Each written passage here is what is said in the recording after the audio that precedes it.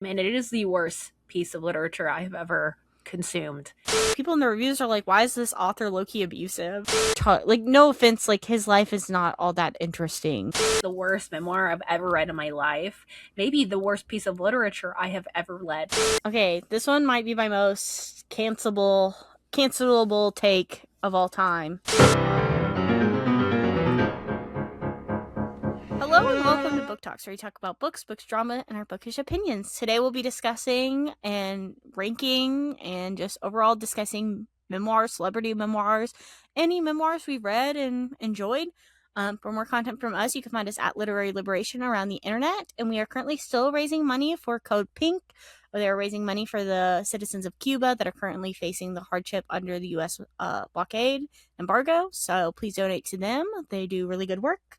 I'm your co-host, Kristen. You can find me at tbrs on all social media platforms. And I'm your other co-host, Mariah, and you can find me at HungryRye on all social media platforms. Now, this mini was requested. Yes. We had suggested it a while ago, and I didn't know if anyone would take the bait. And somebody did. Somebody DM'd us, and we responded. So, like, if you guys want us to talk about something, just, like, message us, comment, and we will do it as evidence for our viewer that requested this. So this is for you, dear viewer, that requested this specifically. You know who you are. Hopefully they don't think we're lying. It really did happen, though. And I think it's because memoirs and the way that they're talked about online is always within a positive light. So you don't really see a lot of people talking negatively. A lot of people didn't even like rating memoirs. Yeah, that's really weird discourse that Mariah and I do not agree with. I think we are of the stance that if somebody is choosing to write their life out in specifically a book format, and whenever people are negative, quote unquote, negatively reviewing, and I know this is whenever like Mariah and I are negatively reviewing a memoir, it's not because we don't think somebody's life was hard or that they suffered or anything like that. Usually it's just from like a critical standpoint on how well written it is and how a reflection of a memoir is done in the taste that we like. Everybody has different tastes, different flavors of what they like, no matter what they read, nonfiction or fiction, where it doesn't matter how your book is written. If it's not of quality to our standards, I'm not going to rate it highly just because you have a sad life. You know? There is one that I will take no criticisms on my opinion, because I think I am correct and I could give you a dissertation. I think about this memoir all the time, and it is the worst piece of literature I have ever consumed. But we'll get to it later. I remember when I was in elementary school and they introduced the concept of like a memoir, and I was very confused because there's so much like the difference between an autobiography and a memoir and a regular old biography. And I remember the only book that I ended up reading in elementary school or maybe middle school was The Diary of a Young Girl by Anne Frank. That was a really important book. And then when I got to college in my Cultures of Africa class, I read Born a Crime by Trevor, the guy that does like the daily... Trevor Noah? Yes, Trevor Noah. That's right. Yeah. I heard that one was actually really good. Newly Nova recommended it and said it's a really good, because he lived in South Africa during apartheid, right? Yeah, and it was talking about colorism, which was a concept I didn't know about. And it's a really solid one. I know the Red Scarf Girl is another really, really popular one. Kristen had a couple that you read or heard about when you were growing up. Whenever I was growing up, I remember one of my first like big memoirs. It was like in my middle school. It kind of like took, I don't know when exactly it was published, but like everybody in my middle school was talking about this book. It's A Stolen Life by J.C. Dugard. And it's this woman, she was kidnapped at like 12 years old or something. Like she was walking to school one day and she got kidnapped and she was essayed by a grown man and like kept in his shed in his backyard for like over like 18 years or something. And then eventually she got out. She ended up having 2 of his kids and like stuff like that. Like it's a really traumatic story, which honestly I don't think I should have been reading that in middle school, but I just remember like everybody in middle school was like, this is so crazy, blah blah blah. And I haven't read it since I was in like middle school, so I don't really know like how much reflection and stuff. I remember it being really sad and really traumatizing because it was really horrifying, especially because it does talk a lot about like a child being abused and her perspective on it. So that was a big one. I remember in high school we had to read Night by Elie Wiesel, which is a man who survived, I think I want to say Auschwitz. He was just in the Holocaust, and then he wrote a book after he was out. And then I think there was another one. Oh, The Glass Castle by Jeanette Walls. I had to read that one in high school as well for like English class because we were doing like a memoir thing. And that one is about this woman who she kind of has like her family's unconventional where like they were always on the road and they were always like she never went to school traditionally and stuff like that. And they ended up making a movie with like Woody Harrelson or something if you've never heard of it. But I remember really liking that one whenever I read it in high school. But I don't really, again, these are so long ago that I don't really remember anything about them. But like, I remember enjoying them, but I could not tell you now if they would be a memoir that I like nowadays. I would have to reread them to see if they Yeah, that have might what I be want. Because it's, a fun. yeah. I mean, your taste changes so much over time. You know, what you like in middle school is not going to be what you like as an adult once your taste matures and grows and you read more and you learn more things about the world. But those were two, or those are three that I remember, like, specifically, I think they were all like, one, the Stolen Life was not necessarily school related. I just remember a bunch of other people in my class were like reading that, and it was like everyone was like, "Oh my god, you have to read this!" But then the other two were specifically for like either like a class reading or like a school project sort of thing. Yeah, the one you were talking about, it reminded me of that Brie Larson movie, The Room. I thought it was. I looked up the book to see if it was the same book. No, it's That not. was very No, that's a similar, different. though, plots. Yeah, but that's like what actually happened to the woman, which I don't know anything about her life now. I think she might have written another book, but it is kind of like the same like situation, except for I think in The Room, I think Brie Larson was an adult that got kidnapped versus JC She was Duvall was like a like 12. teenager, I think. But she was like a later teenager from what I remember. It's been a long time since I watched the movie. It was a very hard Yeah, movie to watch. I've seen it too, but she was older. I do remember that. But then no, she was like it was just like I remember in the book too. It was like really weird, like her situation and everything too. Like even how she ended up because like the guy that was doing it, he had like a wife that lived with him and knew what he was doing in his backyard and stuff. It was just a really horrifying situation overall, you know? Yeah, that might be an interesting one for me to check out because I've never heard of it. So Yeah, I just like I don't know why. Like all like literally I remember being like seventh grade and everyone's like, "Oh my god, like this book is so crazy," blah blah blah, and like I'm not necessarily against like that. I read it in middle school either because like you have to think like 12, 13. That's around the age that she would have been experiencing all of these things happening to her, and I do think it's important for like other children to know like what these situations are that can happen to them because then they're able to properly tell someone if they're being abused as well, where if we don't have like comprehensive like sex education and things like that, then some people won't know if what's being done to them is wrong.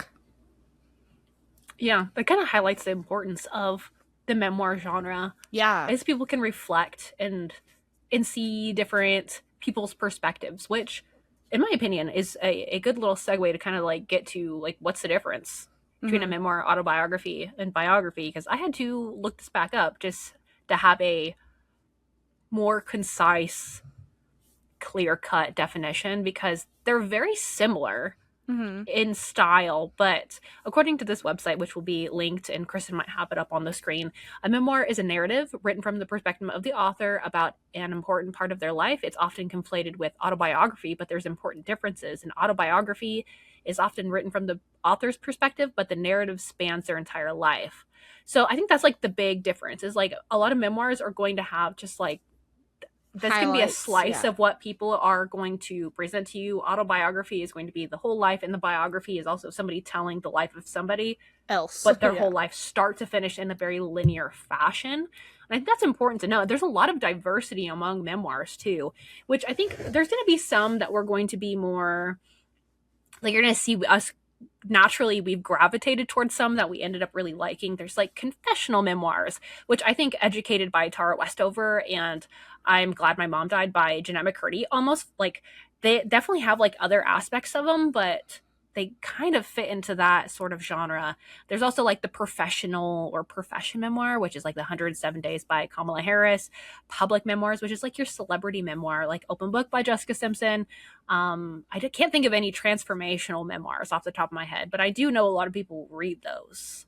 I don't even Those know type what of that like means. feel good. Maybe the one that like you were talking about may also fall into that because like they were able to have some sort of transformation. Travel memoirs. Braided memoir is my favorite. This is like Still Life with Bones by Alexa Haggerty. This is like more, you have some educational perspectives or whatever. Like it's a lot of different genres kind of being interwoven. And I think that's becoming like the more popular niche genre in the like memoir collection, along with the memoir and essays, which Kristen's like favorite nonfiction book last year, maybe year before, was it Last last year. year? Yeah. Was that, I can't pronounce it, The Anthropomorcine? Anthropocene reviewed by John Green. I think if you love essay collections, that is like like it is such a good essay collection. Like it's one of those where you're like, some of the essays are like, wow, this is stupid, but then other ones you're like kind of tearing up reading it, and like it's just like a really beautiful thing. And then in more recent years, I think Hanif Abdurraqib has kind of Yeah. taken the memoir in essays kind of by storm with his sort of like poetry, commentary. His essays are fantastic, Yeah. and we'll talk more about them later, but that's kind of the gist, the different types, the flavors of memoirs. We're not authors, we don't have masters of fine arts degrees, so this is just what I'm going off of. If you'd like kind of a more nuanced view, Nathan at Schizophrenic who's going to school for this, posted a video a while ago, and I'll have that linked, and you can go check it out and watch it at your leisure. But like Kristen said before, we're going to talk about like what makes a good memoir for us before we completely like tear into anything. Yeah. And do you have any like qualifying qualities to a memoir where you're like, it needs these things or else it's not going to fare well with me? Not really. I'm also not really a big memoir reader. Like I've read a couple. I think what my storygraph said, since I've been tracking memoirs, I've read 12. So since 2020, I think I've been tracking, so about over 6 years. I've read 12 total. So I wouldn't say I'm like the biggest memoir reader. I just know one thing that I think is like necessary in memoirs, which is why I don't want to say I hate, but like whenever a younger person that's like under the age of 30 is writing a memoir, be especially if you're under the age of like 25 and your like prefrontal cortex is not developed, it needs some form of reflection and like critique, like especially if it's going to be something that's like a specifically like horrifying event that's happened to themselves and how they've grown and changed or how that's affected them. Like having that reflection aspect, I think, is one of the most important things to have in a memoir, because that's what makes it so interesting, and how you yourself can also learn to apply what happens to somebody else's situation and how you can apply that to yourself and how you can use it to build empathy and use that for situations that you yourself will never experience. See, that was one of the things I put it on mine. I put it like, I want it to be able to empathize, if not relate. Because if I can't relate, I should at least be able to empathize. I want Mm-hmm. something that's going to shape or change my perspective. Like sometimes I feel like the perspective is there, like it's like a left wing sort of thing. But sometimes I need it to be like molded in a new way of something I didn't think about before. So Mm-hmm. having that reflection aspect in it, like really meaningful, I think is really important. I also think like the educational aspect of it, I that's why I prefer more like braided memoirs, because usually people will go on tangents with stuff about like they learned and connect it back. I think that's really fun and creative. So for me, that's something I'm looking for. However, I try not to knock any of them if they don't have it, but I really don't like when a memoir feels like fiction. I don't like narrative nonfiction. I don't agree with that though. I can get behind narrative nonfiction. Like I wouldn't say like it's necessarily always going to be my favorite, but I don't have any qualms against narrative nonfiction. Like if something's a narrative nonfiction, I don't mind necessarily if something is a narrative nonfiction, because I do think it could be easier to recommend to more people, because I do think that you have the unpopular opinion about not liking narrative nonfiction, where I do think narrative nonfiction is a great way to get people into reading more nonfiction, because if they're so used to reading fiction all the time, you know? I wouldn't be opposed to finding one that I really liked. I I just know. have not Oh, had that yet. So I'm open. I'm open. Let me clarify. I am open. I'm not gonna be like, ew, no. I just haven't read one that I enjoyed. And I think that's an important note. there It's is gotta be good. a memoir I will talk about, which I haven't read, but my partner, Tyler, he loves this. He loves this book, Miracle in the Andes. I don't know who it's by, but I'll put it up on here. Like Mariah obviously knows, like this book my partner was obsessed with. First off, he read it last year whenever he was getting back into reading, because I was like, you need to read. I'm trying to get him to read more nonfiction. That's still a struggle, because it's already hard enough to get somebody to read, but getting them to read nonfiction. But he read this book, and this was one of those books, the audiobooks, where they did the audiobook one very well, but then also it made him want to read it more because of the situation that it was in. Because if you don't know, it's about like basically these people that end up crashing into the Andes, a soccer team, a college soccer team or something, ends up crashing I think into so. the Andes mountains, and they get stuck on a mountain, and then like Lord of Cannibalism. the Flies. It's basically that, but I think it's not as like evil as what Lord of the Flies tries to make it seem like it would be. Has he seen the movie? No, we did not watch the movie, but I know Ethan Hawke is in it. He plays as like the dude that wrote the book, I think. It was Like, crazy. I yeah. remember watching that as a kid. I was really, really like, maybe that started my morbid interest in like morbid nonfiction things, just like learning about what happened. Maybe you should read the So book since you I'll haven't. try it out. I'm not opposed. Tyler said the audiobook was really good too, because it's read by like the author, which I think that's a lot of the times like memoirs are typically read by the author, which I like typically, I would say. Like I'd say because it's their story, so then it's easy. You can feel like the emotion that they put into the story if it's a good one. Now, should we coin flip? Should we start with our top five, or should we start with our least favorite five? Which should it be? I don't know. Do you think I feel like it'd be a hotter take? If we just started out negative, Yeah. fuck it, that's what people are here for. 17 minutes, and you know what? Because then it will give you guys something to see, like, okay, well, if you think these are not up to par, what do you actually like? Which So, I want to say with what I'm reviewing, none of these are necessarily like that I wouldn't recommend, except for one of them is really only one of them that I was like, this is not a good memoir. All the other ones, I feel like it's because I am very particular about what memoirs I'm reading.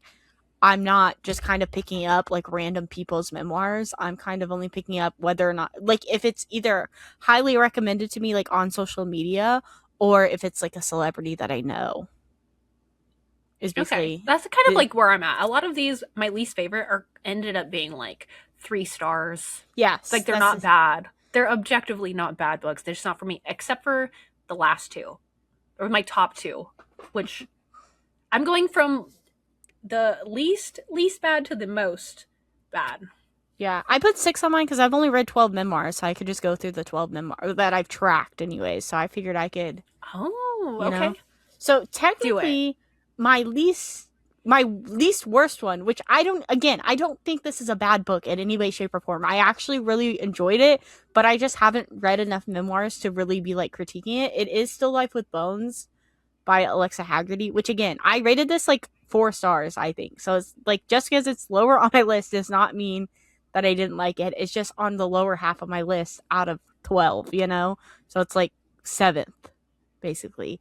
And I just think, I remember it is a very dense read, and I think I would have enjoyed it more. I only listened to the audiobook by the author, and for me personally, with a lot of history and stuff like that, I kind of prefer to tandem read it, where I can listen to the audiobook and physically read it, because I feel like I will comprehend it better and it'll stick in my mind a lot better, versus if I'm just listening to this. And this was one that I ended up listening in the car a lot while I was driving, and so I feel like I did not retain as much information as I would have wanted to, where I think if I would have tandem read it, it might have been ended up being higher. I can totally get that. I also think there's good faith criticism that has been made about Alexa Haggerty, because after she wrote this book about the genocide that happened, La Violencia in Guatemala Mm-hmm. and Argentina, she's kind of been radio Silent silent on about Palestine. Gaza. And there is an interview, and I think it's already out with some Call Me Patches, Patricia, over at Morbidly Curious Reads, and she tried to kind of like bring it up because right now Alexa Haggerty's kind of like on, she's very like anti AI and data center, which is good, but she never like outright said that she was against the genocide. So it's very weird. There's a lot of weird stuff. I still like, I really like the book, but I definitely can see it not being for everybody. Yeah. Yeah, my top, Hot my take. least worst is Paris, the memoir by Paris Hilton. Listen, okay, I was in a phase, celebrity memoirs. People love celebrity memoirs, and I just like don't get it. But I did go back to my roots, my Y2K roots, and Paris Hilton is like one of those icons from Y2K, and she does a really good job of writing it, of talking about like her growing up and having to go to like one of those brat camps, and it was horrible. It was absolutely horrible. And then she kind of like ends it with talking about some of the legislation she's doing, which I think a lot of people have seen the videos of her like going to, I think she went to Congress or the Senate to like try to propose like against these, because like kids die and are abused at these camps. It's really bad. But she doesn't talk about like any of like her problematic past, and ultimately she is part of the bourgeoisie, and I can't in good faith ever like outright recommend it. So it's like a guilty pleasure. Like, yeah, I enjoyed the book, but also she's on the chopping block. Yeah. Her head's coming off. Off with your heads. Copyright strike. Cease and desist. The next book on my second list. Again, this is another book that I did not hate, and I did enjoy it, but it's just I only have read 12 memoirs. But this is Page Boy by Elliot Page, which I love. Elliot Page. Juno is one of my favorite movies of all time. I've seen Inception. Like, I've seen a lot of Elliot Page's work. I love The Umbrella Academy. So I did like those insights that Elliot Page did talk about, like being trans and like discussing that, and then also like the horrors of Hollywood and stuff, and how even though something is so horrible and so disgusting by the way like other people, like men specifically, treat other people in this world, it is still something that like actors truly want to do because of the way that it is an expression of art, and I totally respect that.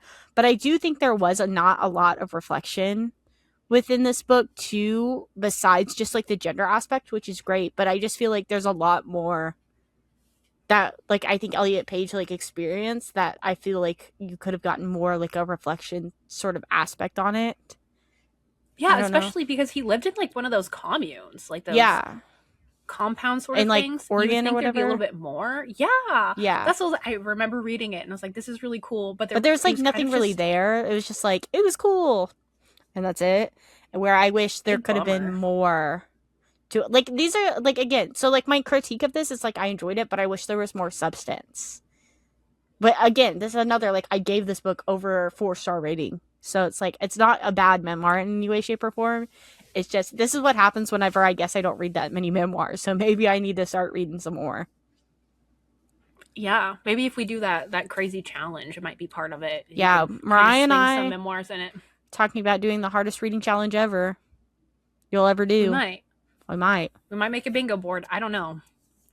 Up next on my list is If You Can't Take the Heat, Tales of Food, Feminism, and Fury by Geraldine de Ruyter. Honestly, I didn't even realize that this was a memoir until I was looking at my story graph, but there was just something off about this because it's like liberal feminism at best, and I think anything that's like, it's like feminism. I like how each chapter was like told through like a different dish. I thought that was really cool, but it was just kind of missing. I think I gave it like a 3.25 star. Like, it was fine. It was not for me. The cover is beautiful. I really like the cover. That's the pink one with book. like the food being squished. Yeah, the hand. I thought it was great. But yeah, it was just missing the mark. I was bummed. I think I was just disappointed. A lot of these I just am like disappointed. Yeah, maybe. Well, so then again, another next one. This one is like, I did not know anything about this author beforehand either, but this is one of those, I think this is one of those book talk, quote unquote, book talk memoirs. It's In the Dream House by Carmen Maria Machado. And I'm, one, not the biggest horror fan, so this is already something that doesn't work for me in the way that it is. And it's not quite essay style, it's more like vignette style, and it's a very unique memoir, the way that it's written, because it's like some chapters are only like a paragraph long and stuff, where it's like it's specifically talking about her abusive relationship with her partner at the time, and it's very uniquely done, but I just don't think it worked for me. And also, like, because it's done, like, the vignettes are supposed to be done in styles of like horror in a way, and like I think she's a horror author, right?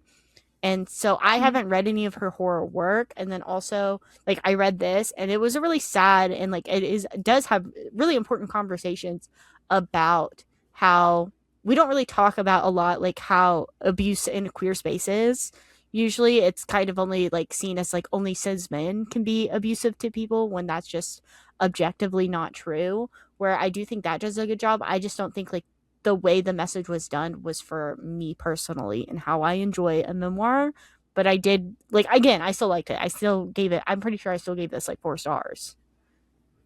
Yeah, that's one of But those really popular ones. I did read yeah, her short story collection, which I really enjoyed, but there were some that missed the mark. It's a nice little sampler. If you're looking for like a Halloween read and you want to hit every single Halloween genre, that's like the perfect little book for you to pick up. And a lot of the stories are queer and they have good social commentary, but I haven't read that one because I'm yeah. scared. I can bring it to you whenever we see each other because I think I have the physical copy.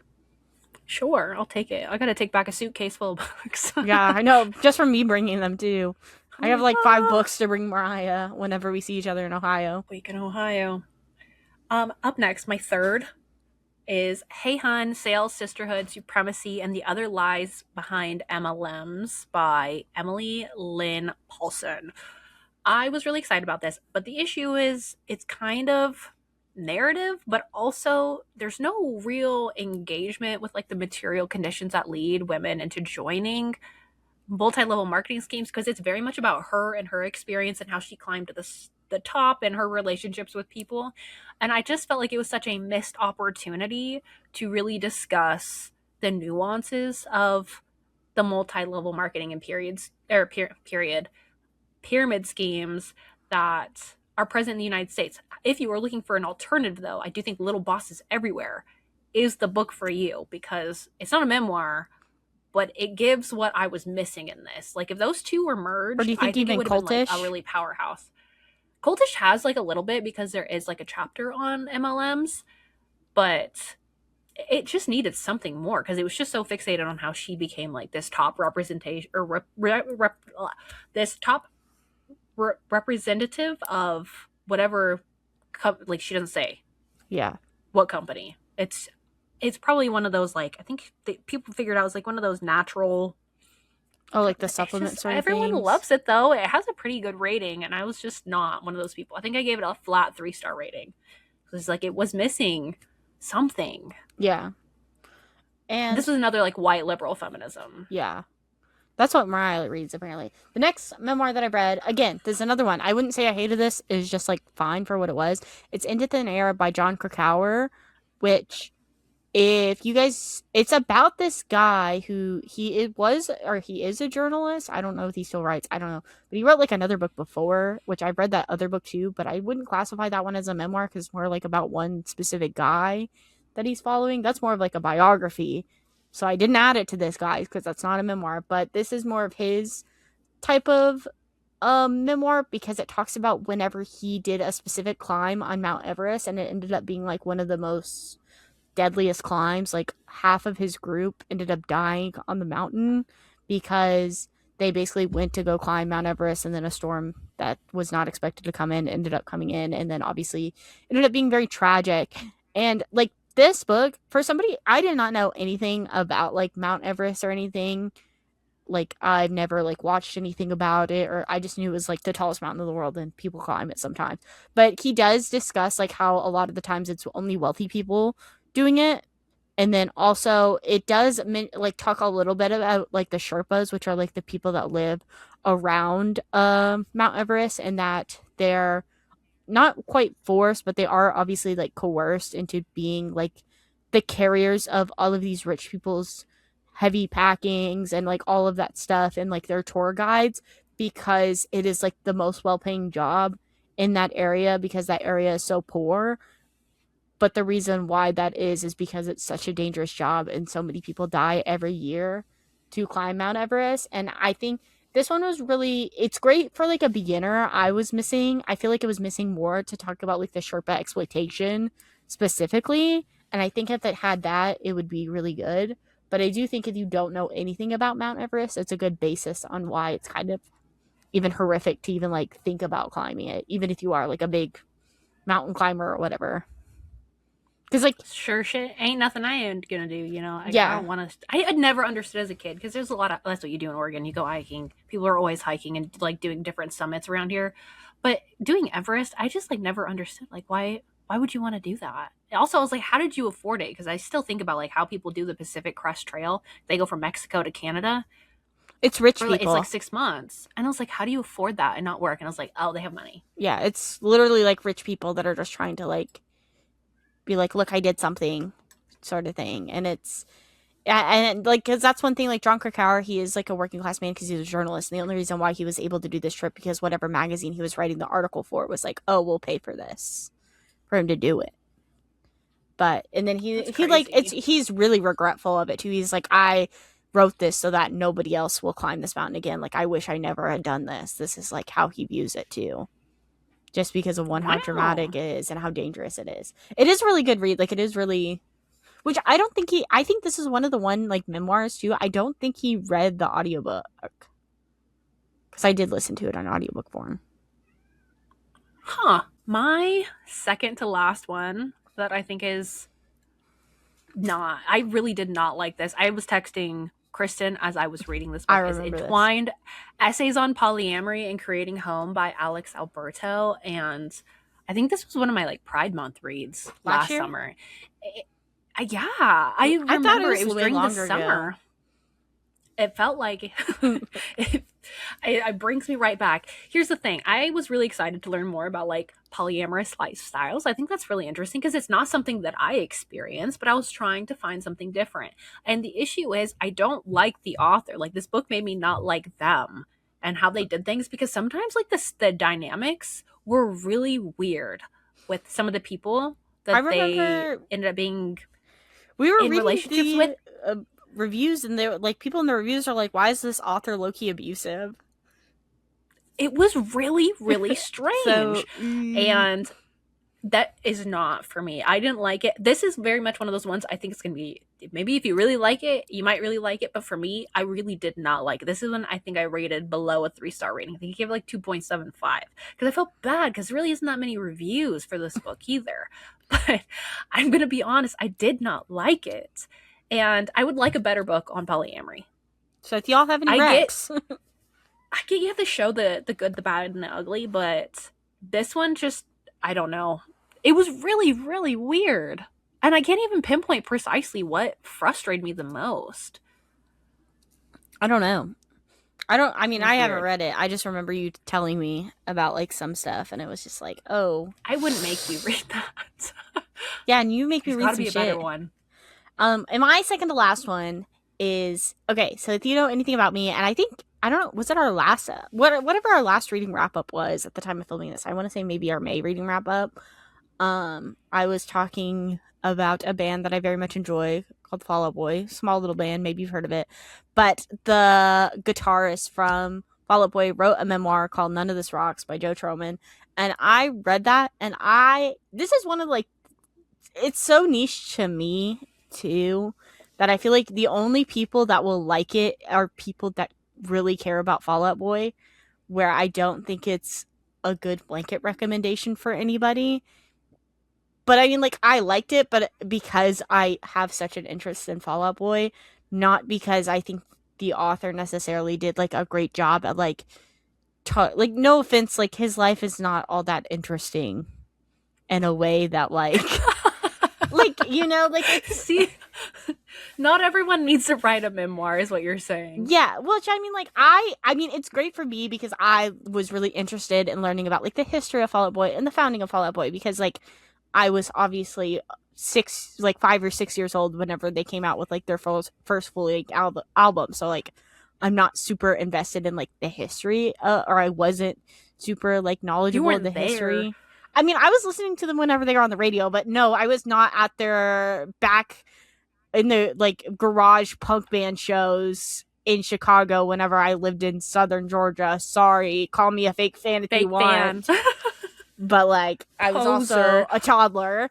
So it's like not that, but I thought that was interesting. But it was also like I would never tell Mariah to read it or really anybody around me to read it unless you're like, I love Fall Out Boy, I listen to them all the time. You know, where it's just like that's like one of those really niche ones that I'm like, really not every. This is not a book for everyone. This is a book for like diehard Fallout fans, Fall Out Boy fans only.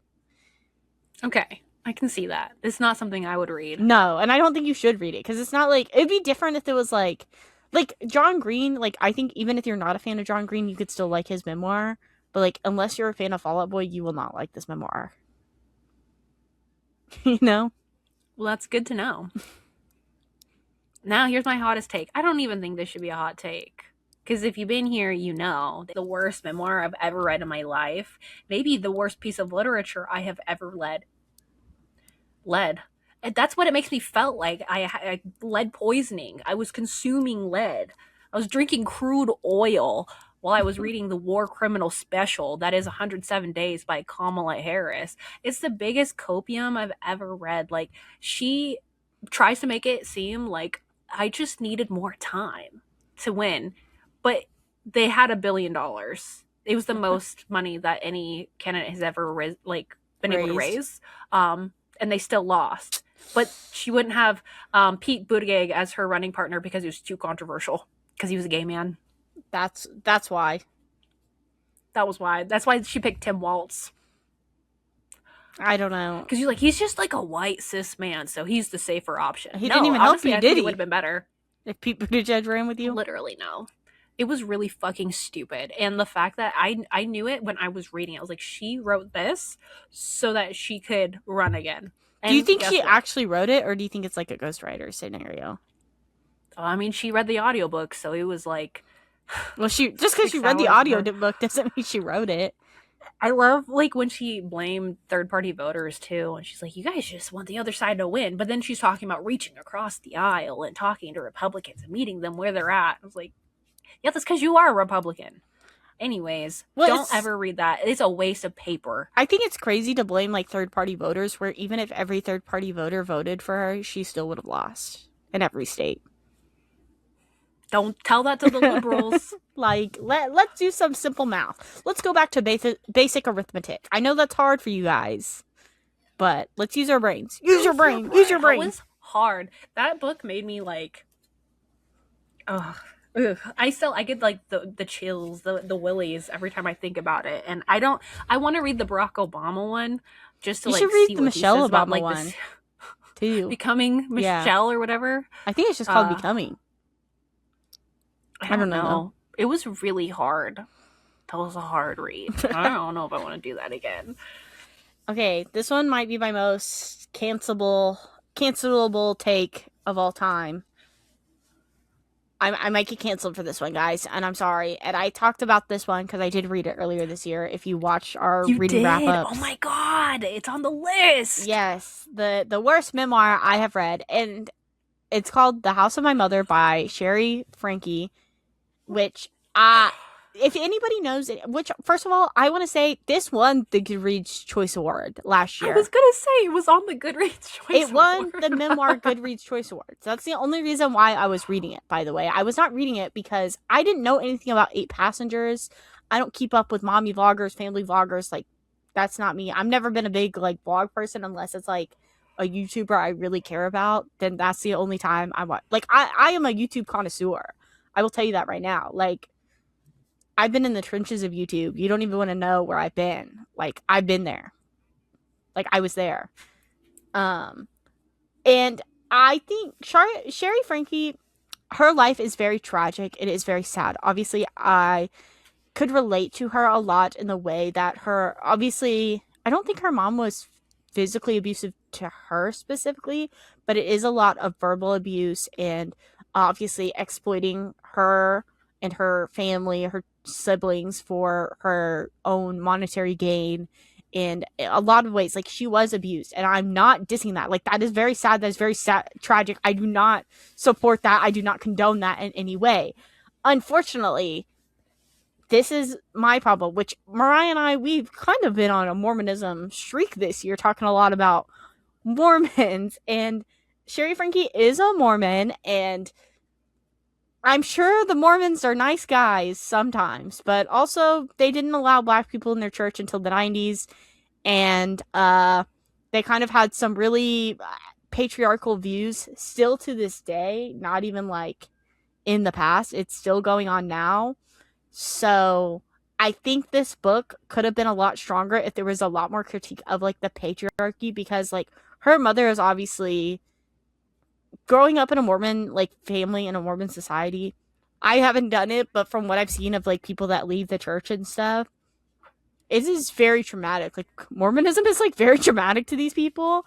And Sherry Frankie is still a Mormon at this time, at least like she was at the end of the book.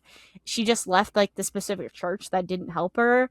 And I just view that as really problematic. I mean, I'm already not like the biggest fan of like religion in the first place, obviously. I was never grew up really super religious. So it's not something in my wheelhouse. But I just think like Mormonism is one of the most problematic religions too, because of the way that they like treat women, they treat people of color, and it's just really hard to like try to like read this and like have like a constructive conversation, because like she's still like defending Mormonism throughout the book, when I think a lot of problems do stem from like the patriarchy and Mormonism. With not that I think that like women can't be abusive and stuff, but you could see the way, because like her mother was like constantly pregnant, and like the only time she said her mom showed like any joy was whenever she was pregnant. And I think that has a lot to do with like the patriarchal society related to Mormonism, and that's just like not discussed at all. There's no reflection in this book either. It's kind of just like a history of what happened to her and her family. So it's more like autobiography, which is Yeah, interesting. almost. But she's also like, I don't know how old she is now, but she's still like early 20s. So like that prefrontal cortex is not developed. And like it almost like, I think like good for her for being able to profit off of her trauma, because I'm sure this book did very well, and I'm sure that helped her, because like her mom obviously was not able to help her in any financial way with the way her mother treated her and stuff. But it's also like I wish there was more reflection on what had happened like with her and her relationship with her mother, that like versus another memoir that I'll talk about later that I think does a lot of that stuff way better. Which I think we should. Now we've done our due diligence of explaining the nuances behind why we dislike or find critiques of certain memoirs, which I don't even think all of them are unwarranted. Like I think they're pretty fair. Yeah. Some people may not like it, but I don't know That's what to your tell you. It's my prerogative. opinion. Yeah. Now we can talk about our top memoirs that we have. Yeah. Which memoir is not my number one genre of nonfiction that I read either. So, Not mine but either. luckily I read 26. I never like said how many. I've read 26 total. So I've read half So of what you've read. I have a good amount. Yeah, which I mean, considering how much nonfiction, like that's not that far off. Yeah. Well, I guess my first one that I have like highly rated, I think I gave this like 4.5 stars. It's Educated by Tara Westover, which I read that last year. I think Mariah also read it last year too. Which that one, again, like I was talking about like the Glass Castle earlier, and I read that in high school, and I remember enjoying it in high school. This is like kind of on the same vein of that, but obviously I have a more fresher memory of this book, where this is one of those books that I feel like everybody on Book Talk is like always talking about. Like this is one of those Book Talk memoirs, because I do not know who Tara Westover is. I still don't know who she is, to be honest. Like I don't know nothing about her. But again, this is another Mormon too. Wow, Mormonism. It's crazy. Um but I do think that like with the way that her memoir is done, I do think there is a lot more critique of like how her family is and like of Mormonism and stuff. But I don't know if she's left the church either. But it's not like a perfect memoir, but I do think it does have like versus what like The House of My Mother versus Educated, and like the way abusive parents treat you and like abusive family members treat you. I do think Educated is a better version of that too. While it's also really interesting too, because like I don't know anything about like those like weird like anti-government, they're like school's gonna be woke mind virus sort of thing, and that's kind of like what her family is. So it's really interesting to see that, because I like have no experience with that. It was crazy. I will say I did read it. It was crazy. I think my biggest contention was it just was a little bit too narrative. Like it Yeah. felt like Which fiction. And I that's just didn't not mind my that. thing. And I'm not gonna knock it for that.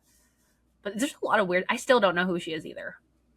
I don't either. So Good for her, though, someone I guess. I'm sure she made a lot of money off that memoir. Everyone talks about it. that's for damn sure. I think a lot of mine are relatively niche memoirs that I really enjoyed. My in fifth place of my top 5, I have Alligator Tears, a memoir and essays by Edgar Gomez, and this is about a boy. Like he's just like a proletarian like guy that's growing up in Florida, and he's Puerto Rican, and it's talking about like his immigrant family and growing up queer, and like it connects back to like capitalism, and also he was somebody that frequented the Pulse nightclub. Oh, okay. So it kind of talks about like what happened there, and it was just a really nice refreshing memoir that I really enjoyed and I found quite touching.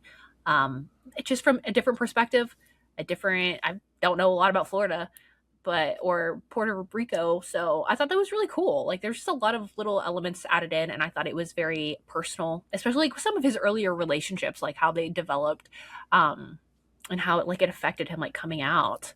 It was nice. All in all, very solid, very nice, and I I enjoyed it a lot.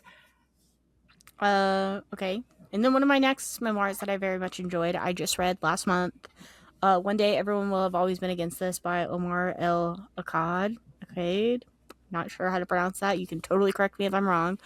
But again, I just read this one, and I think this is one of the ones that I was like, I wish I read it sooner, because I do think if I read it whenever it was more topical, it could have been more effective for me. But it's also one of those ones that I think like I think every American at least should read it, and then definitely every liberal. But I think many Americans would directly benefit from just the slice of empathy that this book gives you. It's a really nice I think it's a braided memoir. Yeah, kind of. I would say it's not super in depth either way though, and it's not very long either. It's very short, and it's very to the point. That's why I think it's one of those ones that's very accessible, I think, too, which is nice, because it's something that you can recommend to even people who don't regularly read. I think it's still accessible in that way, which is a really nice thing to have, especially if you're looking to recommend people to read. A book about Palestine and the Yeah. West perspective. Yeah. It's really good. Especially it really journalism. Is. It's very solid. I feel like I learned a lot about journalism in general, because I don't really keep up with journalists like that, you know? It's kind of like a dying art unless you keep up with the more indie journalists, because a lot of it has been taken over by the bureaucracy and bourgeoisie want to make a certain narrative. So 4th on my list is Creep, Accusations, and Confessions by Miriam Gerba. This is another memoir and essays, but it's really weird. Another queer story about this girl and some of the weird stuff that happened, and she's Mexican, so it talks about some stuff history in Mexico and her family history. It was so intriguing. I really liked it. It was very different than some of the other memoirs I've read, because it has the braided element, but then it also has memoir and essays. Mm-hmm. It's a good I read it during fall, I remember, because I was sewing my kid's Halloween costume. So that was one that I think people would really enjoy, that maybe is giving you a perspective on stuff that you haven't thought about, and it's not this is just a person. Yeah. Well, my next one is my number 4 would be I Survived Capitalism and All I Got Was This Lousy T-Shirt by Madeline Pendleton. I read this last year as well, which, if you don't know, Mariah and I are both mutuals with Madeline Pendleton on TikTok. So, which is so funny that this is on here, because I just had my 2-year friendiversary pop up today with them. That's so funny. Yeah. This is another one that I recommend to people who don't read nonfiction. I think it's a really good one, because the way Madeline Pendleton, obviously the way they talk about their life and stuff, that I feel it feels very American. I felt like a lot of the stuff that they talked about within their life, growing up, I was able to be oh, that's just me for real, it is very much the average American life, where it's not like if you're like extremely wealthy on one end or like even middle class. Like I feel like this is like the true like proletarian like life that most people experience. Not where it's not like it is basically poverty, but not quite poverty at the same time, you know, just because this is the way a lot of Americans are.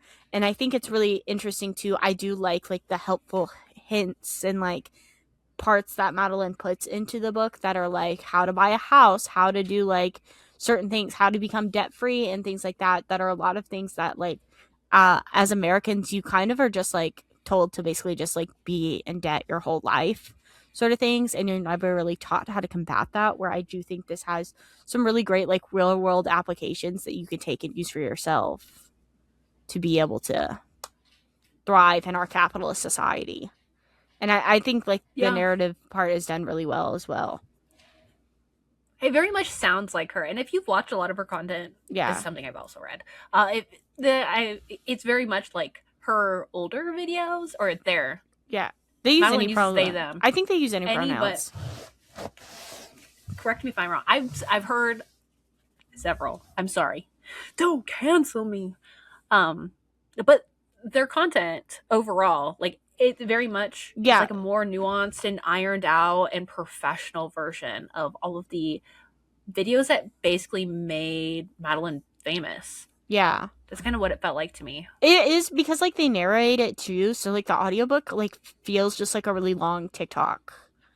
Like one of their TikToks, which I appreciate. I appreciate most of their TikToks.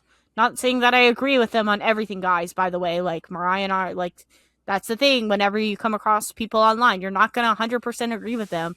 But also, how beneficial is it to tear other left wing people that are doing more good for the cause than bad, you know? Unless you're like This would be a actually hot evil. take. They're Yeah. gonna put it in a thumbnail, and people will be like, "Tinky." I'm like Well, Tinky with if no the shoe broom. fits. Third on my list is Raw Dog: The Naked Truth About Hot Dogs by Jamie Loftus. I read this last summer. This is the best nonfiction book you could ever read during the summer. I recommend this book to like all my normie like coworkers. I'm like, you should read this book about hot dogs because one, it's kind of silly, but also it's a braided memoir that is told from like a leftist perspective, and the author is going on this cross country journey to find like the best hot dog. And through her journey, she's talking about like misogyny and sexism in fooding competitions, and she makes sure to pay attention to like the indigenous land that each of these hot dog stands is on. And what else did she talk about? She talked about the Chicago meat packing, like the history of that. Like there's a lot. And also like Costco, like the Costco hot dog and some stuff, like the misconception of like the owner saying that he would like kill that the new owner or whatever if he raised the price of the hot dog. It's it's good. It's a fun time. I like how it incorporated like her own journey and her relationship, because she ended up like breaking up with her boyfriend along the Oh way, my god. and just like continues out, and you can figure out what's the best hot dog, and it made me want to eat a hot dog, and I think I about it want a all the hot dog time. real bad. My number 3. So this was actually like probably my favorite memoir until like this year and like last year. Was I'm glad my mom died by Jeanette McCurdy. If you know anything about me, Jeanette McCurdy, like no offense, her mom's just like my mom for real. Like we could hang out, we could talk about our moms together. I think we had lots of fun, you know? Like but like I think like my mom's not dead though, so I can't really relate on that front necessarily. But I think this is one of those books where I remember I was reading it and like it would just make me like so emotional that like I was just like the week I was reading it, I was just like bummed out. And then Tyler's like, "Do you need to stop reading that book? It's like making you too bummed out. Like it's messing with you really bad." I was just like, I've never felt so seen by like another person's like life, you know, and like relatable. Where like obviously like I was never a child star or like exploited by my mother in that like, that way, so it's not like exactly the same. It's like it's just like my life in a way. You know, like that TikTok audio, that's me for I'm Glad My Mom Died by Jeanette McCurdy, which I think that's one of the greatest like celebrity memoirs. Because that's somebody that like I read and like I actually knew who it was. whenever I was reading it too, where I feel like most other like some of the other memoirs, I'm like, you're not really a celebrity or like a person of popular culture like Jeanette McCurdy is. It's good. Like, of Yeah. all the celebrity memoirs, I do really like that one. I think it's probably the best like celebrity, because I would classify like Jeanette McCurdy a true celebrity over like anybody else like that I have on my list specifically. Especially if you were like a Nickelodeon kid too. There's just something really like it hits all of the spots. Yeah. Up next on my list is, I don't even have one specific, but Hanif Abdurraqib. I have read both of his books, which are memoirs and essays. There is Always This Year, right, on basketball and Black Ascension, and It's then just there and Ascension. and Ascension, and then They Can't Kill Us Until They Kill Us. Both of these things, I don't like. I don't know anything about like Black culture. I don't really pay attention to sports. I don't really listen to music, but the way he writes made me want to appreciate these things more, because I felt like I understood them way better. And now, like basketball, I can watch it and I get more. I also learned a lot about like Ohio culture, which I didn't know. Yeah, Mariah needed to know. That there was like, I didn't know Ohio was a real place. Like, as somebody lives on the West Coast, like the kids always joke, it's like, is Ohio even real? And it's funny because we are going to Ohio. Yeah, we will be there. I'm also gonna try to find him because I got tickets to go see him in Kimberly Crenshaw. Yeah. So I'm bolting it. Kimberly's great. I'm going straight for Hanif. But I also like how he talks about like Islam and stuff too. So it's just really good. All in all, it's just a very unique reading experience, and it's just beautifully I can't say anything yet. I know. I'm sorry. So my number 2, this is my favorite nonfiction that I read last year, is The Anthropocene Reviewed by John Green. In high school, look at me, I was a John Green girl. Like, I was reading The Fault in Our Stars. I read Looking for Alaska. I read Paper Towns.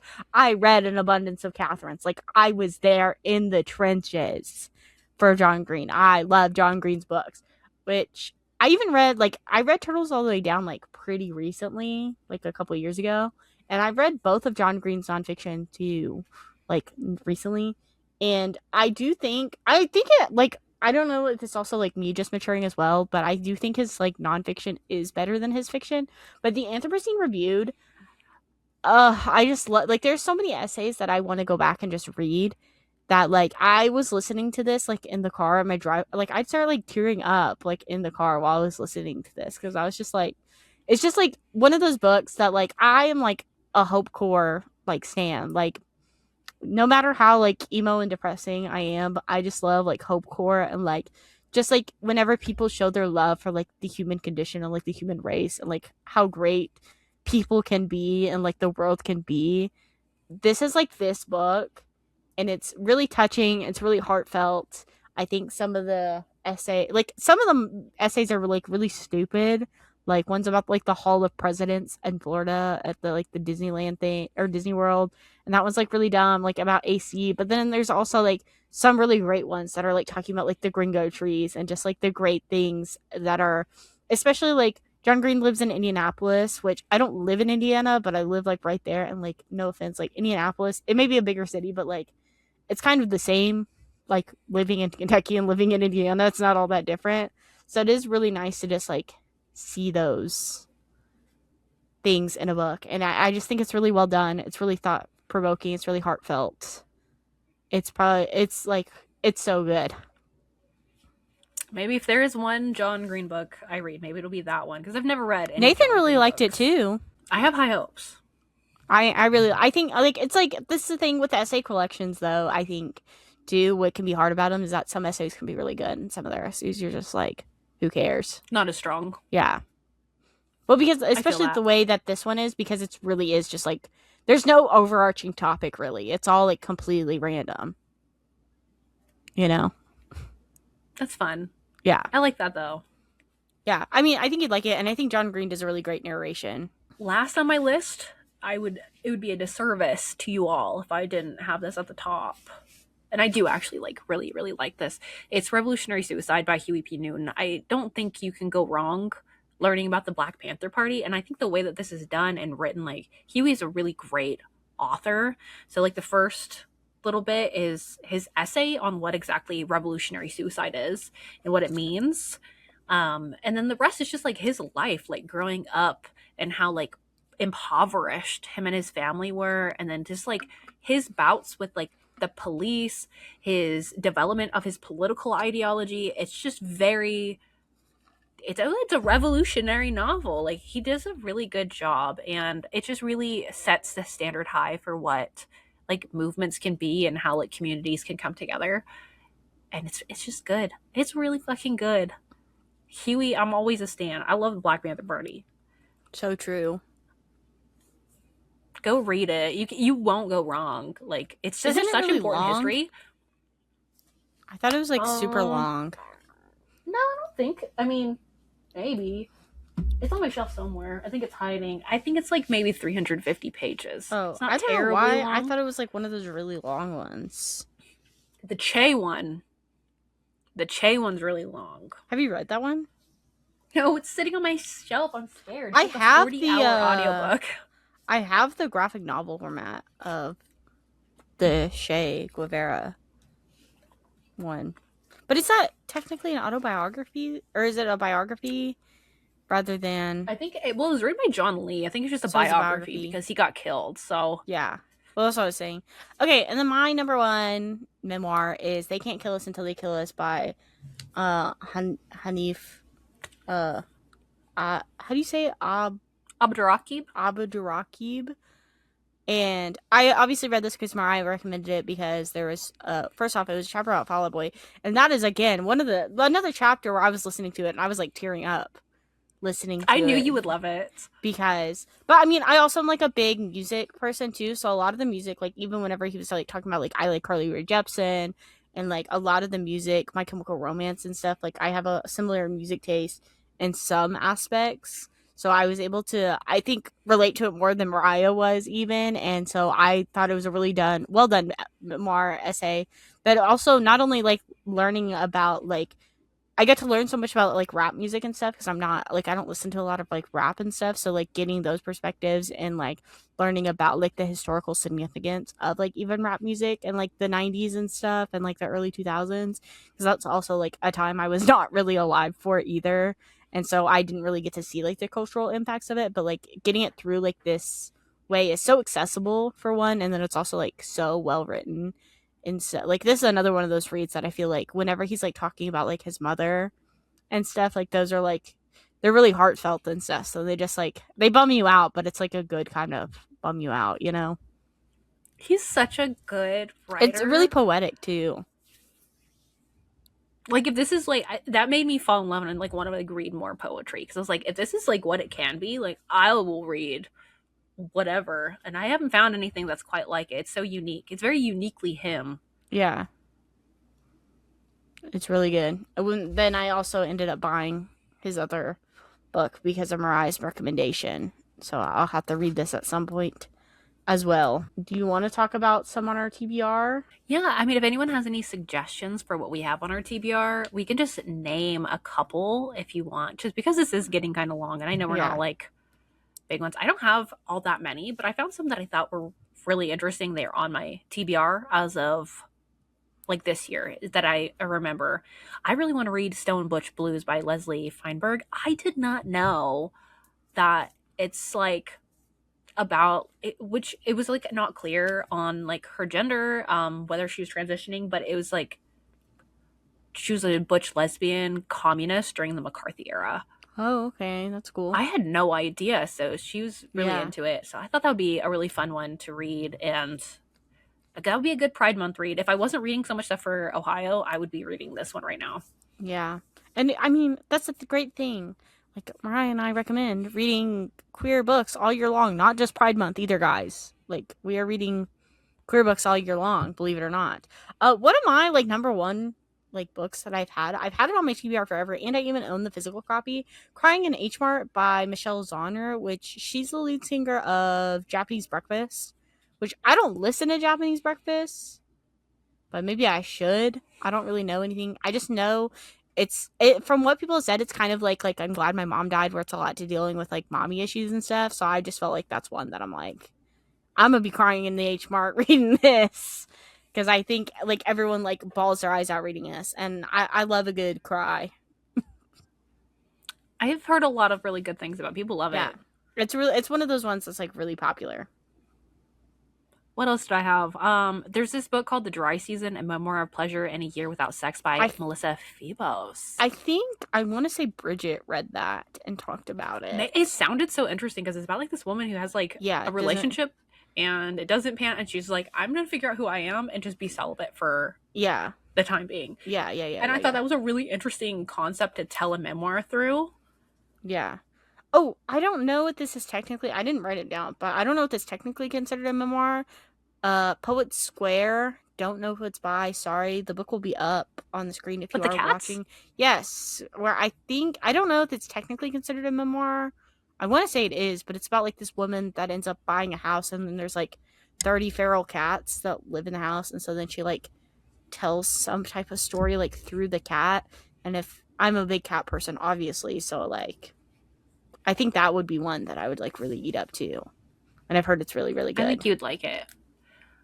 I have a radical romance, a memoir of love, grief, and consolation by Allison Light, and it's like a commie romance. Is that the one where it's like a wedding cake? Yes. I got that book for like $2 at Half Price Books. I think I told you about that book. I think Did you I saw not? It and I was like, okay. Well, because I bought it because I saw the like hammer and sickle on it, so I was like, "What is this?" It's like all I need. I'm like, I see a hammer and sickle on something. I'm yes, like, yes. into the Yeah. TBR you go. I'm pretty sure. Yeah, I saw this and I was like, I don't know what this is, but I'm getting it because I bought it because I was like, it was only like $1 because it was like whenever they were doing like the big, you fill up a tote bag for like the tote bag's like $10, so I like stuffed that bitch, and that book was in there, and I remember I brought it home and I was like, what even is this? And I still don't know what it is, but it's got a hammer and sickle on it. What more do we need to know? You know, beautiful cover. Yeah. Another one that I want to read too, I've heard is really good, Just Mercy by Brian Stevenson. It's about this guy that's like a lawyer, Alabama or Mississippi or somewhere in the South, where obviously like black people are more likely to be like tried on the death penalty and stuff. And he's like a lawyer that's like, he's been like one of the big people trying to like do like transformative justice and stuff like that, and talks about like how harmful like the death penalty is and how horrible like even the justice system just is towards black people and stuff. And I've heard really, really good things about it. I even like my Republican cousin was like, this book was really good. I'm like, that is so strange. That's what I'm saying. So I'm like, I have to read this. So I'm like, if you're a Republican and you can like see the problems with society through this book, how are you a Republican? I don't know. Just because we could get into it. I know. Well, yes, but I just we think like, about it all the time. But like it's like rhetorically asking. Yes, but like that's just like one of those things that I read, like where I'm like, I need to read this. I gotta know what's in it, especially if it could be a great one to recommend to people that are not used to reading nonfiction. I think those are one things that me and you are kind of always looking for to get people on that stepping stone. Yeah, especially if a book's gonna give me like FOMO. Like I hear people talking about, it's like I need that. I need it now. Which is how I feel about When the Revolution Comes, A Fight for the Future of the Working Class by Chris Smalls, because everyone's reading right now because it literally just came out, and we're gonna meet him when we go to Ohio, and I'm really excited. It's supposed to be about his like journey to unionize Amazon, and I'm curious if he's gonna talk about like his flotillas that he's been on and like his just overall experience being an activist and organizer. So I'm really excited to read it. I think it's gonna be really good. That one's actually a pretty short one too. I think like the audiobook's only like 5 hours or something, which I know me and Mariah will probably be reading it, if not June, early July. I imagine so. And I guess the last one I'll talk about is How to Say Babylon by Sophia Sinclair. This one, again, I feel like a lot of my memoirs and stuff, like a lot of the stuff I get recommended is from Newly Nova, because like I just have similar taste to her.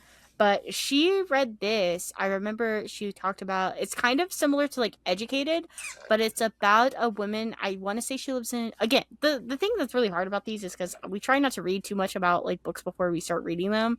So again, take everything that we've just said about any of these books that we are talking about reading with a grain of salt because we have not read them, so we don't know fully what they're about. But I'm pretty sure this woman is from Jamaica, and her father is like Rastafarian or something like that. And so then it talks about like how oppressive like that religion is, and how like she was able to like thrive and stuff under like a patriarchy through getting an education. So like it's kind of similar to Educated in that way, but a different part of the world and a different perspective on it, which I think would be really good to read. Yeah, I think it'd be fun to like diversify with memoirs. Yeah. That's a good way to do it. But it's hard sometimes. But I I want to actually read something like that North Korean defactor book. Yeah. Which one was that? What, the one that's always on everything. She's got like so many books. I can't remember what her name is. Is it like the lady that's like the meme that's like in North Korea? Yes. They do like, I don't even know her. I just know like the picture of her on like the Joe Rogan set or whatever. Literally. Yeah, I mean this one has high ratings, 4.43 on Goodreads. And it's newish. It is really good. It came out in 2023. And I think it's really good. I have an old one. My last one that I'll even talk about is called readme.txt by Chelsea Manning. And she was an intelligence analyst in the Iraq War in 2010. And she disclosed all of like 700,000 classified military records. And then in 2013, she was sentenced to 35 years in military prison. Oh my God. I thought that was a really interesting book. And I would love to read it, especially what's going on with Dean Withers or whatever his name is. What do you mean what's going on with him? Well, him being liberal and not knowing about Abdu Garib. Yeah. I cannot pronounce it right. The prison. Yeah. That's because he's stupid, though, so. This is true. And I do, like, not to defend any liberal either. I think he's stupid, but also, like, this is exactly why, like, liberals will never be able to understand fully what's going on, because they don't do more than surface level research about things that happen in this world, especially whenever it comes to, like, American foreign policy. Because, like, obviously... Maybe he should read this. Well, because I think, obviously, like, this is not going to be public knowledge. Like, they did not teach this, they did not teach about it in school, which is entirely intentional of the U.S. to not, like, show their horrors that they're doing to other Paulo people. Freire is entering the chat. But anyways, I guess, is there anything else you want to talk about? Next week's episode will be, by the time this is posted, you'll still have a week to read along with us, which Mariah and I, spoiler, will already be done with it by that time, but you can still, the book club will be up for at least another week. You can read, Giovanni's Room by James Baldwin. We're reading that with the book club right now. But I guess, other than that, yeah, we'll be reading, like, we're reading Giovanni's Room, so got a week to read that with us. If you like, on Fable, link below. Other than that... if you want us to do more episodes like this... Oh, yeah, if you have any make subjects... sure to comment. Yeah, DM us. If you have anything specifically you want us to talk about, let us know. Like, we can... Obviously, we made a whole episode talking about memoir. If you want us to do more... like, we could do more specific nonfiction, because, again, we don't really talk about nonfiction on here very often, but we could do, like, our favorite, if there's other, like, a specific nonfiction genre that you want us to talk about, like, our favorite history that we've read, or, like, whatever else. Feminist lit. Whatever else you want us to talk about, we can do those for minis, which this is not a mini in any way, shape, or form. It's longer than most of our episodes. Our book talks. That's what we should be calling them. That's the official name. But if you have anything else specifically you want us to talk about, let us know. We will talk about it. But other than that, thanks for listening. Thank you, and good night.